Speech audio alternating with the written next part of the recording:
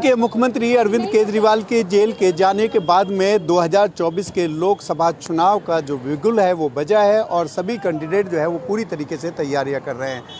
हम दिल्ली में आए हुए हैं और ये जानने के लिए आए हुए हैं कि दिल्ली के मुख्यमंत्री अरविंद केजरीवाल के जेल जाने के बाद दिल्ली की जनता का मूड क्या है, हम बात करेंगे। सर ये बताइए आपका नाम क्या है? जी मैं हरिओम शर्मा।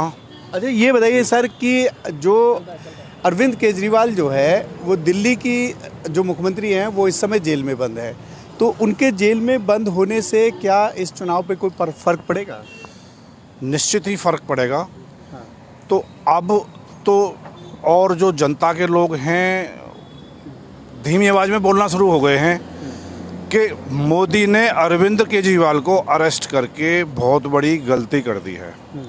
दिल्ली की जनता की पूरी सहानुभूति उनको मिल रही है, पार्टी को उनको मिल रही है। आप बताइए, भारी बहुमत से 3 बार के चुने हुए मुख्यमंत्री को आप उठा के क्या ऐसे ही जेल में डाल सकते हो?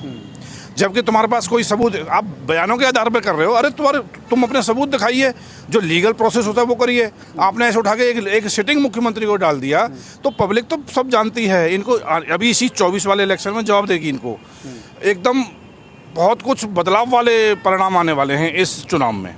कि जनता जवाब देगी? दिल्ली की जनता तो पूरी तरह से तैयार बैठी है और आप लोगों के माध्यम से आप हमारे से ज़्यादा इस चीज़ को देखते हैं रोज़ाना कि मोदी जी ने जो ये एक तानाशाही वाली हरकत की, इतने सुलझे हुए मुख्यमंत्री को उठा के जेल में डाल दिया और उन्हें प्रताड़ित किया जा रहा है जेल में भी। आपको एक छोटा सा उदाहरण दे दूं कि यूपी की जो सरकार है बीजेपी की, योगी जी की, उन्होंने पहले एक सिस्टम चलाया था बुलडोजर का। जब उनको लगा कि उसमें बदनामी ज़्यादा होने लगी तो उन्होंने एक दूसरा हथियार शुरू किया कि जो उनके प्रतिद्वंदी हैं, जिनसे बौखलाहट होती है, जिनसे घबराहट है, उनको जेल में डाल दो और धीरे धीरे स्लो पॉइजन दो, उनको वहीं ख़त्म कर दो। सेम राजनीति उन्होंने दिल्ली में शुरू कर दी है। यही राजनीति केजरीवाल जी के साथ करना चाहते हैं, लेकिन दिल्ली की जनता कतई बर्दाश्त नहीं करेगी।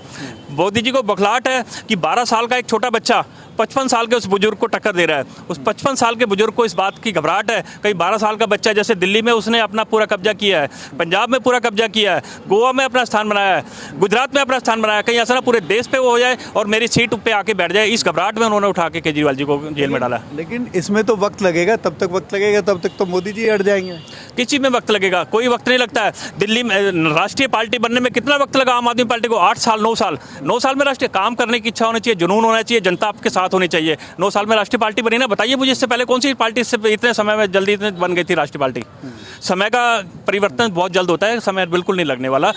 तो क्या मानते हैं कि अब ये परिवर्तन का समय आ गया है? परिवर्तन का समय आ गया नहीं, चल रहा है, बिल्कुल आ चुका है। अभी 4 जून को आपके सामने इसका परिणाम होगा। दिल्ली की 7 सीटें आपको दिखाई देंगी आम आदमी पार्टी की झोली में और 7 सांसद, हमारे सांसद बैठे होंगे लोकसभा में जाकर आम आदमी पार्टी के। बिल्कुल, ये जो है ये आम आदमी पार्टी का ट्रेडिशनल वोटर है। और भी लोग हैं हमारे साथ। मैडम आपका नाम क्या है? मीना कुमारी। अच्छा ये बताइए कि जिस तरीके से अरविंद केजरीवाल इस समय जेल में बंद है, तो शीर्ष नेतृत्व तो जेल में बंद है, क्या नाम है, मनीष सिसोदिया बंद है, सत्येंद्र जैन बंद हैं, तो क्या आप आम आदमी पार्टी को देखते हैं टूटता हुआ देखते हैं या बनता हुआ देखते हैं?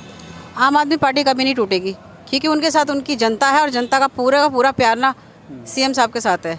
कि केजरीवाल जी हैं तो सब कुछ है और केजरीवाल जी वो वापस आएंगे, जल्दी वापस आएंगे, पूरा विश्वास है। ये आने वाले जो इलेक्शन है इनमें पब्लिक दिखा देगी कि जीत कहाँ पे और हार कहाँ पे है। तो आपको लगता है कि केजरीवाल के रहने, मतलब जेल जाने का कोई फर्क नहीं पड़ेगा आम जनता के ऊपर? जो जनता है उसका पूरा आशीर्वाद है कि और प्यार है सबका कि केजरीवाल जी जल्दी बाहर आएंगे और उसमें कोई नहीं है और ज़्यादा प्यार बड़ा है उनका, कम नहीं हुआ है। तो मतलब जेल से ही मतलब वो पूरा कमांड कर रहे हैं? आप लोगों से बातचीत होती होगी, कुछ मैसेज आते होंगे?